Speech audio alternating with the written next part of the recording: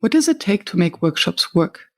And how can we facilitate collaboration that sticks and leads to results? My name is Miriam Happness, and with the Workshops Work podcast, I'm on the mission to find the magic ingredients that make workshops work. Today with me on the show is Cliff Pollan, and we speak about hybrid and the meaning of physical space. So stay tuned. And by the way, if you don't have pen and paper at hand to take your own notes, why don't you scroll down to the show notes to find the link to download my free one-page summary. And now, enjoy. Hello, Cliff, and welcome to the show. Thank you so much, Miriam. I'm so excited to be here. Yes, me too. Cannot wait to dive into the conversation. And as a warm-up, I always like to ask the question, when did you start calling yourself a facilitator? And actually, do you? I haven't, is the simple answer. And I always felt that that description was appropriately reserved for sort of a group of people who are quite expert at their craft. And it was always something I think I sort of was in awe of those people. And I was trying to benefit from their work as opposed to be one at the time. Yeah. So what is it that you then would see to benefit from? So how would you describe then the craft of facilitation? So I think like many people, I was exposed to it when you would go to some workshop. Often in that case, it was, as part of your work activities, and the company would decide we're going to do this workshop. And sometimes I was in a leadership role, so I may have been the person who was actually sort of, thinking that we needed to do this special event. And we needed that for various reasons, whether it was strategy, whether there was strain in the team. And you would find the right person you thought that was that. And I was probably a little bit confused between facilitator and coach at times. But those were just in general wonderful experiences when they were done well. And so, when it worked, you had this wonderful experience. And you wanted somewhere to bottle that, but it always seemed that it was a little bit like, I don't know, your birthday or your anniversary or something, if depending, that it didn't come quite frequently enough because it took a lot of just thought and energy and purpose. Yeah, definitely. And then to get, before the working from home times, also a lot of scheduling and logistics. Right. Yeah. So, yeah. And you were just mentioning when done well. So I'm curious. There's one standard question that I always ask, and it has never appeared so early, but still I think it's appropriate. What makes a workshop fail? I think if at one level, if we confuse whether the purpose, is everybody clear on the purpose? And I think there's maybe two big things, and I sort of referenced that. Is this largely a coaching session to help individuals or teams get better? Or are we facilitating a discussion amongst those people and just trying to bring out their energy and their thoughts and get them to interact? And I think there's a lot of trust pieces when you come into this because you've been invited, and there's always a lot to that invitation because there's a sense of, yes, I've been invited, but this isn't something I can necessarily turn down. And what's the purpose of it? And if it's not being coached is something you have to want. I think being in a facilitated discussion is something you're participating in a different way. Yes, they're mixed, but I think if the people thought they were coming in for a facilitation and it feels like everybody's being coached, then I think the dynamics may not match and you may not get as much out of it for that reason. So it could fail because of a lack of aligned purpose going in. Thank you for pointing that out. I've never thought about it in this way, as a distinction between the coach and a facilitator and how the participants may react to that. And it's true, although facilitators and coaches sometimes use the same tools, of asking instead of telling, but it is for a different purpose and outcome. Yeah. And you developed a video online platform, Welo. Yeah. And this is how we got in touch. Right. And maybe you can quickly explain to the audience what this tool is about and why would we need just another video conferencing tool? And then we can dig a little bit into what it actually means for facilitation and for group dynamics. Yeah. So we don't need another video platform tool. After Welo and Zoom. Yeah. Well, even Welo, and we've thought a lot about this, and it's a journey. So what we thought about was, one thing is always fall in love with your user's problem, not your solution, right? Mm-hmm. So we had to think a lot about what we were trying to solve. And I think there was a core piece, first of all, that we all had long histories around hybrid work. And we had a true belief that, as everybody sort of knows, hybrid work has been in place for a long time, well before COVID. I always tell people that I share with people that I literally worked in my first co-working space in 1980. And I was hybrid. I had 100 people reporting into me, and I was the only one in that office, and everybody else was in different places, including 50 people in New York City. And I was living and working in Minneapolis, and I was sitting there by myself. So I had a sense that hybrid work could work and was important. It was important for life-work balance. It was important now for our climate. And I think it was also very important for diversity, equity, and inclusion, that we could bring people in. So one, we all have a passion that this can work. And we sort of have had that passion, first of all, pre-COVID. The second piece was that well-facilitated discussions were wonderful. And that we had this sense that they were special, as I said. They were expensive to put on. They took a lot of planning. You had to fly everybody in. And then they had a half-life. And that half-life would dissipate. And it was only these experts that could do that. So I think the second part of it is this question of what really, if we want to use it in today's terms, what's causing Zoom fatigue? And quite simply, I think that it may be that we're on video, and we know that video all day is a lot, and there's more to talk about there. But I think if you sort of did a 5 whys on that, it's because many meetings leave people feeling like they didn't accomplish a lot. They're not sure why they spent that time, and that we're now in this world of digital transformations, everything trying to move faster.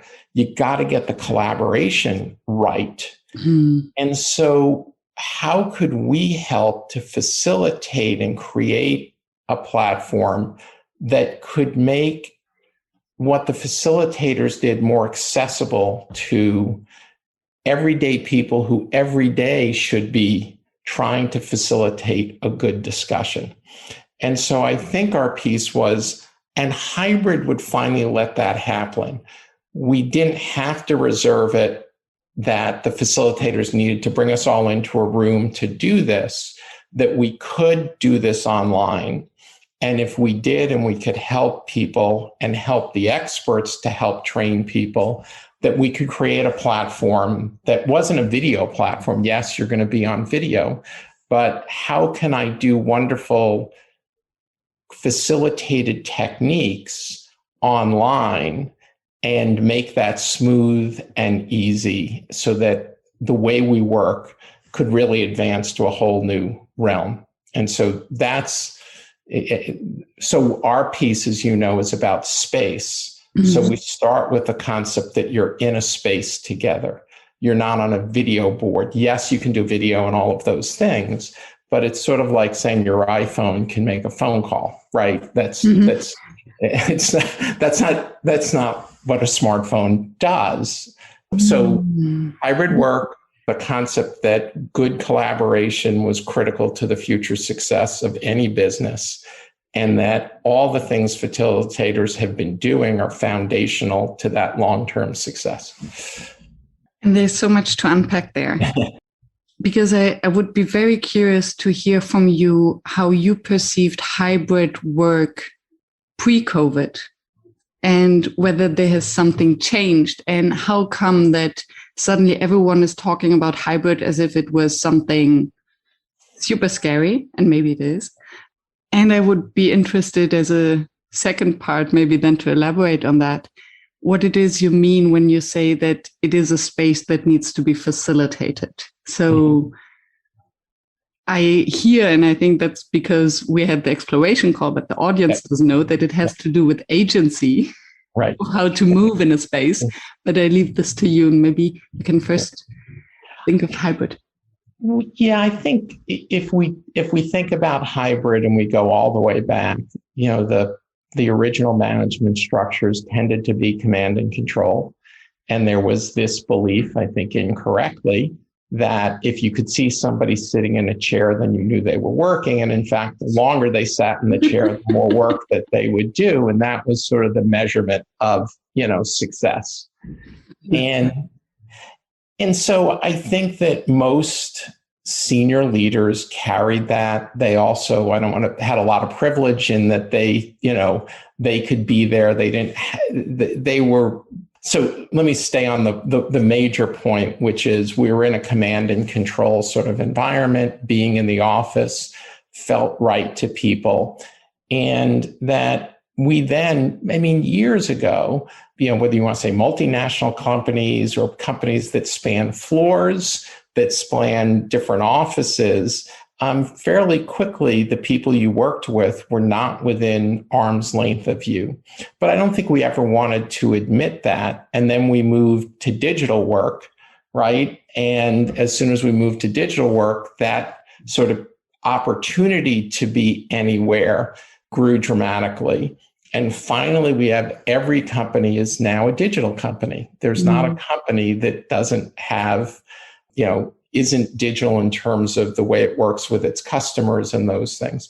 So I think we've been on this long trend that has said all the changes are you can be anywhere, but we were still had this sense that command and control was comforting. We did have agile practices starting, but that was always viewed to be in the software piece that executives didn't understand, and they were letting them play in their sandbox. And they did this thing called Agile and Scrum, and and they started to hear about business agility, so they all would say, "I'm agile." When asked, "Oh yes, we're agile." And so I think what happened in the pandemic is a couple of things aligned and one major shift. So obviously one alignment was that work carried on. And I think there was a lot about productivity. I'm always concerned about that because I think that we didn't acknowledge we were in a pandemic. So as we measure productivity, I have an issue with trying to compare how productive people were when they had kids at home or were dealing with families with COVID. So let me again try and stay on point, which is I think what happened was for hybrid, we now were in it. Businesses were running, realized they could have never run if it wasn't for being hybrid, and that it could work. The CFOs saw tremendous opportunities to save on real estate, so they were aligned. The HR people have said our employees want choice, or we're going to lose our employees want choice and flexibility. So if we're going to not honor that, then we're going to have a problem. So now you have sort of the HR people and the CFO speaking from the, whatever you want to say, the same side of the table. And then you have employees saying, look, all I want is choice. Most of them want to be in the office a couple of days a week and want the flexibility to be anywhere else. There are people who want to be in 5 days a week or out, but the big bell curve is in the middle, and we can make this work. So I think also that labor, there's a lot written that it's harder to keep our workers and to attract workers, that there's more of a labor shortage than there has been. So just to clarify, so for you, hybrid work would mean that some employees are in the office, some employees work remotely, and they collaborate synchronously or asynchronously from different spaces. Yeah. And the only thing I would say is, because I think our language is important, people work wherever they are. So it's not people working in the office and some people working remotely, because that immediately says the primary thing is the office and everybody's remote to the office. And I think unless we embrace, it doesn't matter where we are, there will be a sense that you have to show up in the office, otherwise you're remote and you're a second-class citizen. And I think for everybody to do their best work, we have to say hybrid first. And that means that no matter where you are, it's equal. Which maybe is now a nice bridge to come back to Welo and the agency or the choice that you mentioned before, which was one of the drivers for you to develop it. It was. I think there's agency in a couple of ways. One is agency to do your best work from wherever you are. And I think for everybody that every day is a personal choice, and it may change every day. I may want to be in my home because I may have space. Some people may just want to drive a couple of miles or bike a couple of miles to their local satellite office and just sit there because they want some quiet or change. And some may go into an office spot that the company has. And that may depend on a whole series of things, including family things that day or that morning that you're trying to make your best work. So I think there was one agency for people, and that agency was important. The second piece, I think, was by creating a space for people. And we believe that a virtual space, while not the same as everybody being all together in a physical space, we're not going to be all together. And as soon as we're not, we want that representation. So the concept of having the equivalent of a physical space, being able to see your colleagues, interact with your colleagues, put in your headphones in that virtual space and shut down and say, I'm in the zone, don't bother me, and you actually can't get my attention right now, we think is appropriate. So we think there's both agency where you are physically, where you are virtually. And the final piece is agency to participate. If I can see that a group's having a meeting and that's advertised, and it's a customer support issue, and I think I could add something to that, then I can go in or I can easily exit. And right now, when we're on video platforms, we don't know what's going on around us. And there is a sense that we don't have agency. Awfully hard to exit a Zoom meeting with a bunch of colleagues. We haven't given people yet that, or I think a lot of cultures haven't given that agency. Interesting, as you said, because so there is a sense of FOMO and power games when it comes to scheduled calls. So there is a group call and either you're invited or you're not. And I believe that a big problem now is that or the team leaders or in the corporate world, people tend to over-invite because it doesn't cost much, or it seems as it didn't cost much, but actually I think the costs are then in terms of outcomes and depth of the conversation, but they're not visible. And we don't have to book a larger meeting room. Right.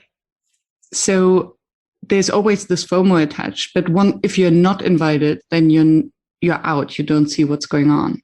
And if I understand you correctly, you're providing a space where you basically see who is meeting once you enter the space, and then you can either walk in or out, or maybe lock the space, and then you cannot walk in. Right.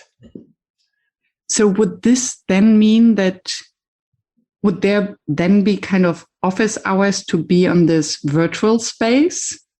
And how do you then balance the kind of deep work being available or unavailable and not getting into just, different rabbit hole? Yeah. So a few things. One, I agree on Zoom I love Zoom. I think Teams, I think they're wonderful platforms. And I think what's happened is we've made it so frictionless to invite people and for us to accept meetings. It's amazing how fast we can set up a meeting, invite 5, 10 people, and have them feel included, because if you're not invited, then it's not on your calendar, so you don't really know it was happening. So I think what one piece is, just like in the office, you can see that. And if you have a culture of inclusion and transparency, and people can vote with their feet if they think they can participate or not, then you're more comfortable in that space because you have agency and you have trust. And if people post and the room has the agenda there and you can easily see that, you can see who's participating, you don't end up with as much FOMO as you might. We all have FOMO. It's not. So I think that concept of being there, being with your colleagues, seeing it happening, even being able to message somebody in the room and saying, hey, I was thinking, I just was working with that customer. Do you think I should be there? And they may say, oh, definitely. Why don't you jump in? Because they're seeing these things happening. So I think that that level of just, sort of agency. Your second question was, well, how do we break the meeting culture? 8-9 hours a day of back-to-back, sort of meetings. I think there's a couple of things. I love Cal Newport's idea of office hours and the concept that I need to do deep thinking. I'm advertising that during this half hour, I am open, drop in, and I'll answer anything. Don't worry. I actually think if you did that across an organization that, and you can see that Cliff and Miriam are meeting and we're having office hours, you can see when Miriam leaves and say, great, I'm going to jump in now. So everybody could see everybody and take advantage of that. It's sort of like in Scrum doing, after stand-up, everybody often has time to, quote, unblock each other. So I think reverse office hours would give people time to meet if people want to try that. And I think also we have things like our avatars show, don't even think about it, we say, is one of the messages. And you could hour over my avatar and it's like, no, now's not a good time. And that's okay. I'm doing deep thinking. And unless there's sort of whatever example, when it was a 5-alarm fire, don't even think about bothering me. And you can't even talk to me. You can't message me. I am doing deep thinking right now. And what just crosses my mind is something that I haven't thought about it yet, is that it basically also democratizes or flattens the hierarchy of an organization. Because when I think of many offices, you have different floors. So you have the silo structure by definition, almost. Right. If you're not in the same floor, then you don't pass by someone's office. And I once read a research that those who have offices next to the coffee machine or the water cooler would be those who have the best network within an organization, which makes total sense because more people are just passing by. And the same is true apparently for dorms and students. So, and you have the hierarchy that very often, I don't know how it is in the US, but in Europe, I observed that the higher in the hierarchy, the higher is your office and the floor, because also you have less traffic. Yep. And with a video or with a platform and avatars, it's flattened, literally. Yep. It is, and I love that. And first of all, maybe we're a space. We're not a video platform. We're a place. And we have people who change their place. So we have a group, one of our clients was in their traditional office space, And for the summer, we have this space we built that's an old English mansion with gardens, and we've put conference, and they took that for the summer and moved everybody in there. So it's, and we have skateboard parks and we have other things because we want you to imagine and feel differently. Some of our spaces in the offices have swimming pools, and people will go and sit their avatars in the swimming pools and talk, and it just changes things. So I think this concept of space, and the other piece to your executive piece, we've encouraged executives, go sit in the chill area, put yourself in the chill area. And because this is a space, that concept of you're on the 10th floor and all of us are below you and we can never go up that elevator and run into you, because I believe very much in, and there's a second piece to that then. So one is sort of democratizing the access at the appropriate times. So the second piece is, I think there's techniques that we can do to build the networks. It used to work, so that was great for the people who sit next to the coffee machine. I've been a CEO for, I don't know, the last 25 or 30 years, and I always took either an office or an open desk right near the front door. And that was very purposeful, so I could see everybody and not watch them, but greet them and sort of get the energy and hopefully help create energy and trust. We're looking at techniques. We're looking at all of the sort of liberating structures techniques and other things. So how can we purposely create networks? Steve Jobs is famous for saying, I spent all this time designing so people would cross by the bathroom. I sort of believe in it, I sort of don't, to tell you the truth. I don't think that the iPhone came out of a serendipitous interaction. But we're building in, how can you create the opportunities in short periods of time through little micro actions that a team could do for 10 or 15 minutes, whether those are icebreakers or other structures that would enable really good interaction in a space. Do you have a favorite one that you would like to share? I do, and it's the one because it's easy. So at one level, the one I love is 1, 2, 4, all. And the reason I like it is when we've started to talk to people about the fact of what I started with, I was in awe of facilitators, and I thought that I could never do anything like that. And you do 1, 2, 4, all, and no, it's not as good as the top facilitator. So as you know, and for the audience, you'll ask a question, and that question may be, what would you like to see as we design the future of work? And you sit by yourself for a minute and you write that down.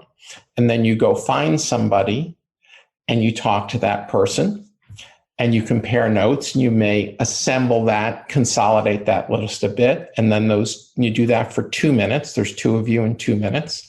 And then you go to 4 of you, and then the 2 pairs go to 4, and then you all come back as all. And in 20 minutes, you could have 50 people put their ideas together. Everybody's had a voice. Everybody's had agency.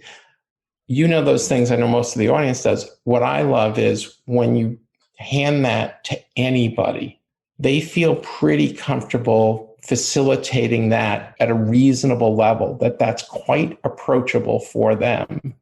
And I think that's what's exciting, is it gets somebody sort of hooked on, I'm not just worried about the agenda for a meeting. I'm not just worried about, a status update. We're changing how they think about collaborating. So that's why that one's my favorite, is it was the most approachable for me and for my team.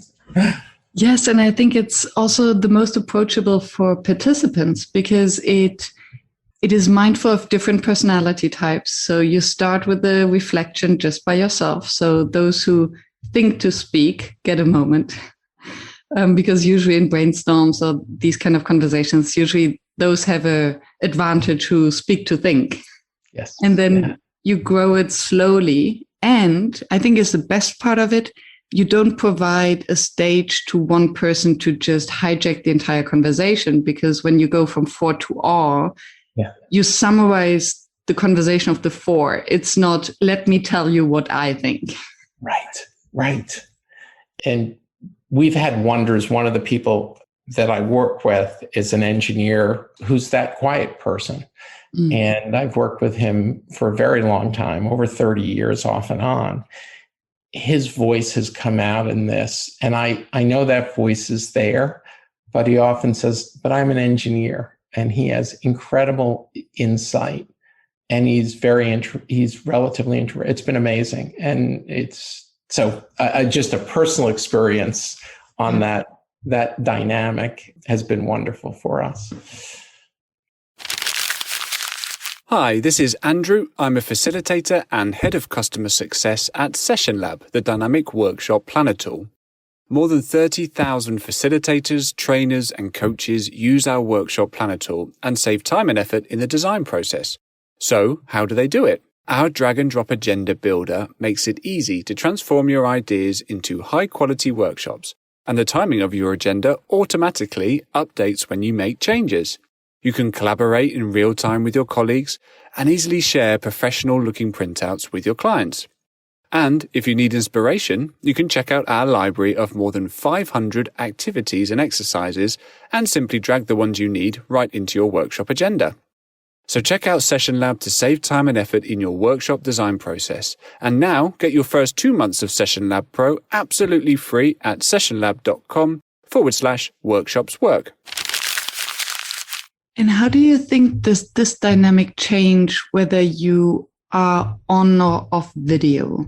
Because you highlighted a couple of times, and thank you for doing that Welo is not a video conferencing platform. It is a space. Okay. So it's not about the video. And I think the way how you also explained it, that you can frame a situation by placing your avatar in a pool or in a chill area, you're setting the stage for a certain kind of conversation without having to make it explicit. I love that because it just takes away a lot of uncertainty. When you meet on a Zoom call, then it's, okay, is this kind of a formal conversation? How should I behave? But if you are placing yourself in a pool and someone sits next to you, it's quite clear that, okay, it's not super formal. Right. But then I would be curious, what role does video play? Yeah. And I'll connect two things. I think I'll connect video, and then maybe it's appropriate to go back to space a little bit. I wrote a blog post 10 years ago that was at the time sort of aimed mostly at salespeople who were on virtual meetings and would not turn on their camera. And I wrote, the blog post said, would you go into a meeting with a bag on your head? A paper bag on your head. Yeah. And of course you wouldn't, right? You want to be seen. You want to have that contact. So I said, why aren't you turning your cameras on? Even if your client isn't, first of all, why don't you make it comfortable for them to do it? And why don't you try and make human connections? So I believe strongly that the video experience was critically important. Now, that was at a time where the statistics were that about 1% of people in virtual meetings were turning on their cameras. And the other piece of that, which I can dig up and share, was the different reactions when people see you and how they feel to you on just audio and video. And the very quick story there was a very famous baseball player who left New York and went to Seattle to play for another team, was back in New York for the first time. And they went into a park and they asked the New York fans, how do you feel about him? And they would just how angry they were that he left to go play there. He was standing behind a mannequin or a wall. And after they finished cursing and swearing and how much they hated him, he would step out and 9 out of 10 people would hug him and say they were so embarrassed they love him. My point was, it's easy to be angry when you can't see somebody. It's very different when you're face to face and we have this bond. So that's the piece of why I think video is valuable. translate that to 8 hours of video calls a day for all of us, and our brains can't handle it. And I think we have to start turning off, being comfortable that there are times where it needs to be shut off, that we can sit quietly. We either all could be on audio. That doesn't deal, you don't want to multitask, but you can multitask on video or not. But I think we have to be much more respectful that we're all exhausted, that we weren't meant to have 16 videos on at once, that our brains are taxed. So I think we just went from my blog post, 10 years ago to today, and we got to slide back a good bit and not view it in this light that I think we are. And I wonder whether maybe so assuming that today it's just too much of it, so we can actually be more confident in turning our videos off. Did we then need this process or development of having first too much to then finding a balance and comfort? I think very much so. I think people would not have put them on as much. I don't have the numbers, but I sense that it was COVID that took us from low percentages to incredibly high percentages. Absolutely. And still, I think it really depends on the circumstance and how you frame it, and maybe on the invitation and the platform.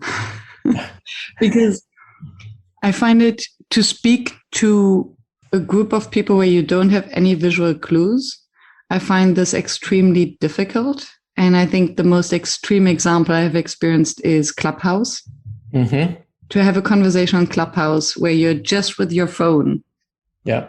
And even I, who is usually very comfortable speaking, I struggle to really find my words and to focus, because there's nothing I can focus on. And I keep on looking at my phone, but this wouldn't help me to sort out my thoughts.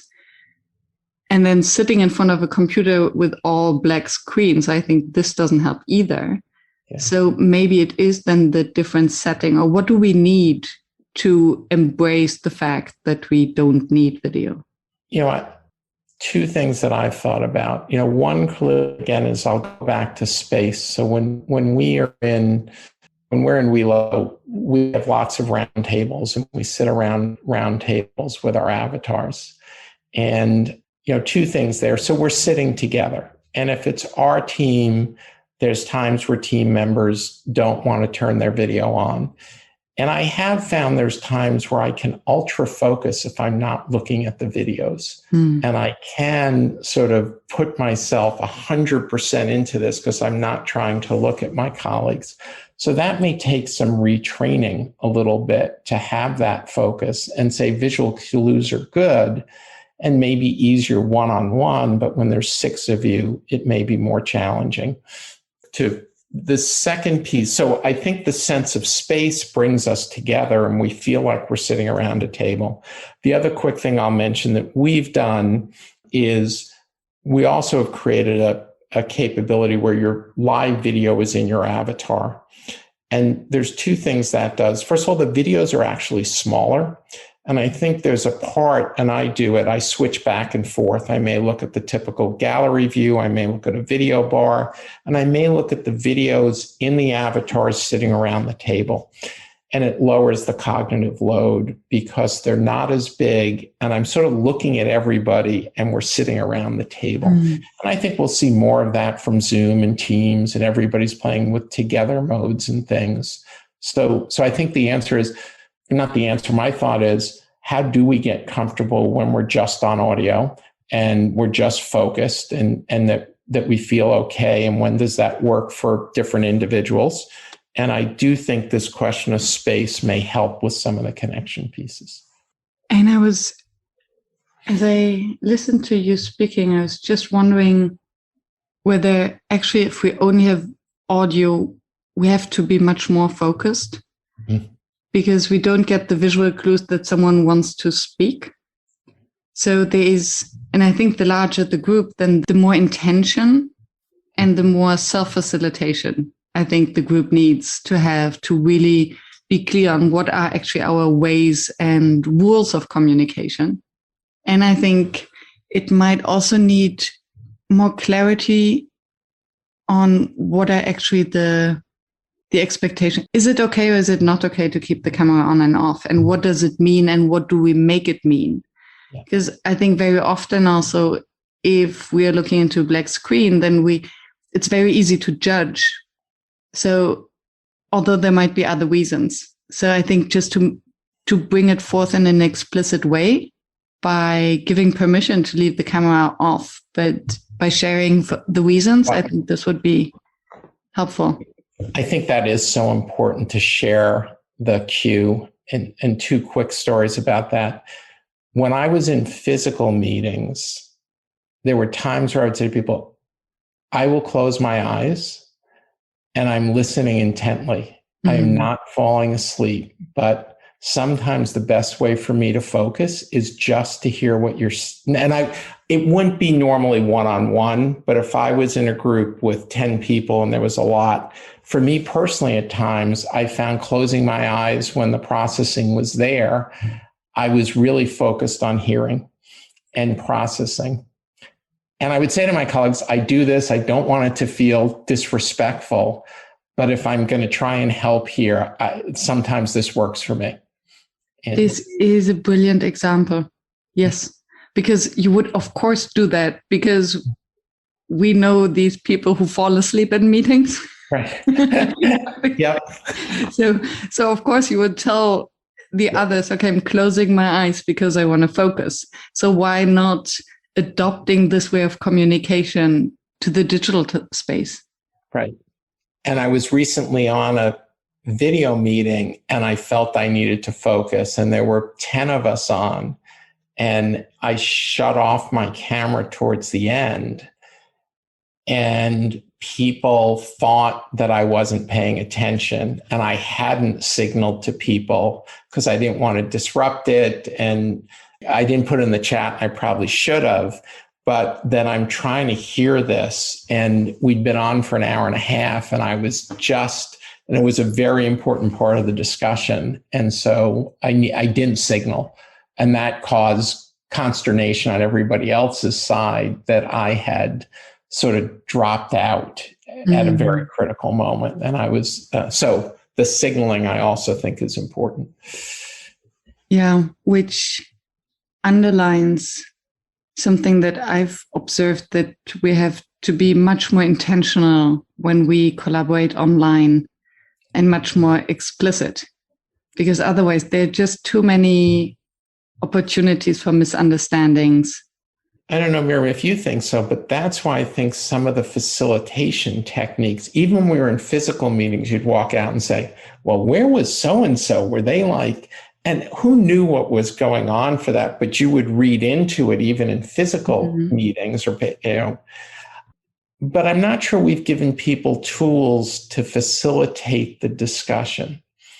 And that's, again, going back to the core problem, leaders or everybody wasn't given a tool set that said, here's ways to have really good discussions and get diverse opinions and reach, and make progress. So what would it take to get there? And especially from your lens and experience as a CEO and being in charge of so many or large group of people, what does it take to change it? My simple view that I will say this is more recent, that is that many of the things that good facilitators do, we can now train people to do, and we can do that workflow, and we can build a platform that lets them do that easily and gives them confidence to use these techniques. So that, again, we talked about 1, 2 for all. And if we could say, great, we're going to do a 1, 2 for all. Here's the question. Here's where you write your thoughts. It's all come together. And we could do that in 15 minutes in a meeting and make enormous progress. I think that we can teach people how to do this. So I think I would like everybody to be able to answer your first question that I became, yes, I'm a facilitator. I facilitate good things every day in little micro events, and that's helped build culture. It's given agency and it's empowered. It's created that engagement that has been so elusive across the globe, with way too many people feeling completely disengaged from their work. Yeah, facilitation is a leadership skill. Right. I think that's very important.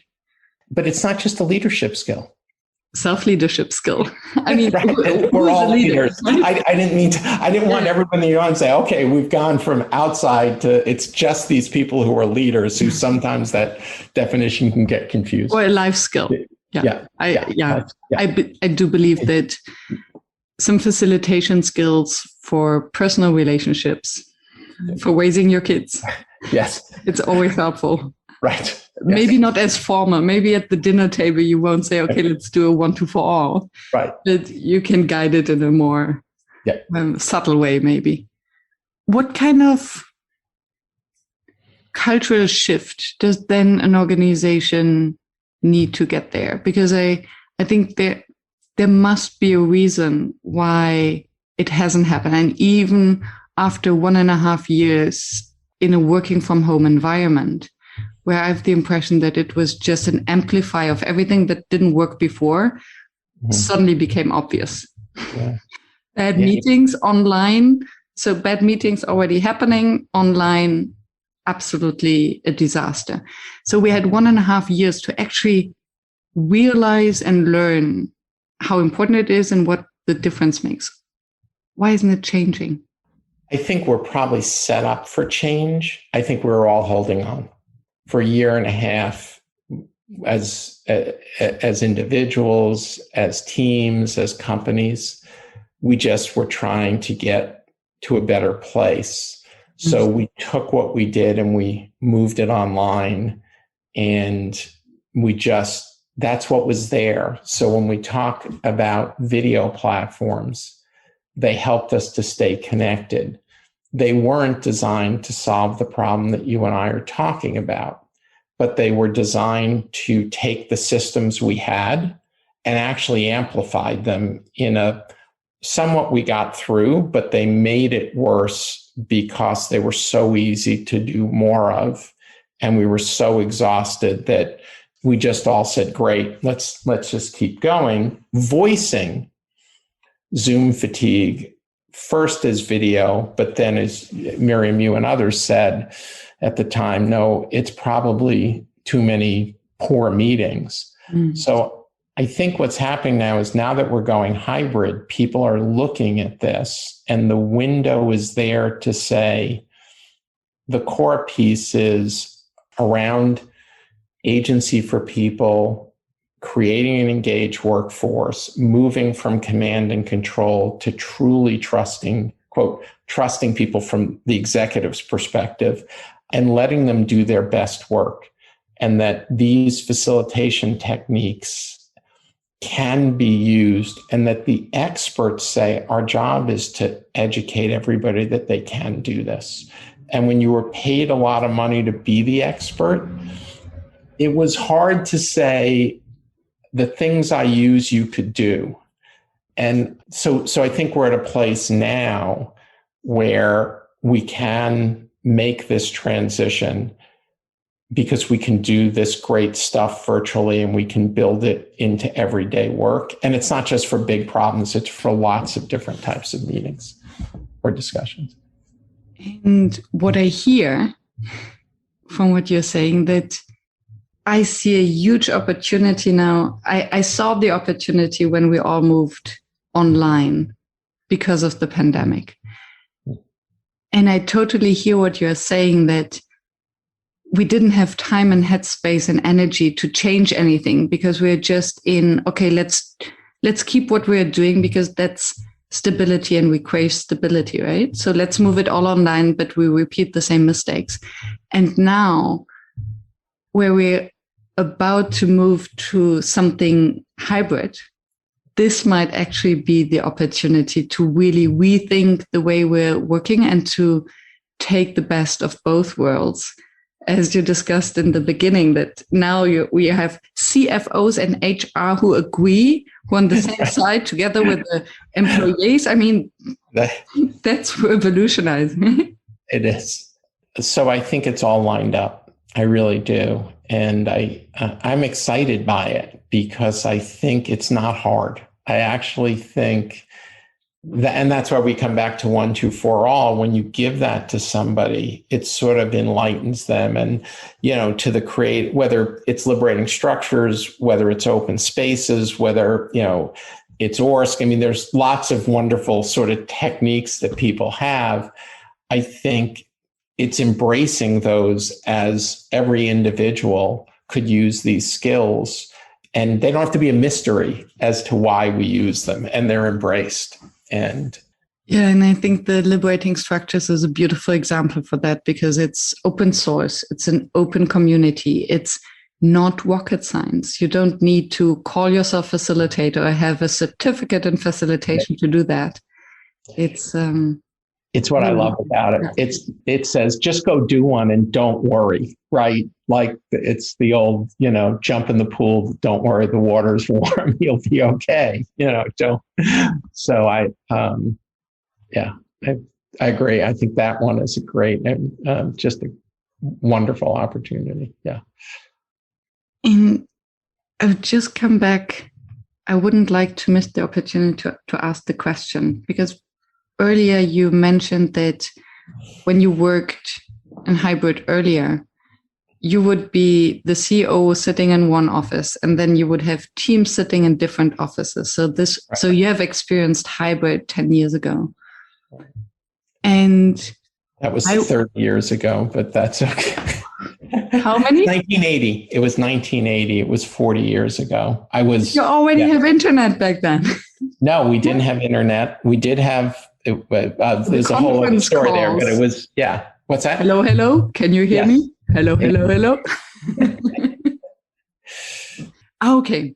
So this makes it even more interesting because, so we can replace this awkward audio conferencing tool, which never worked. Right.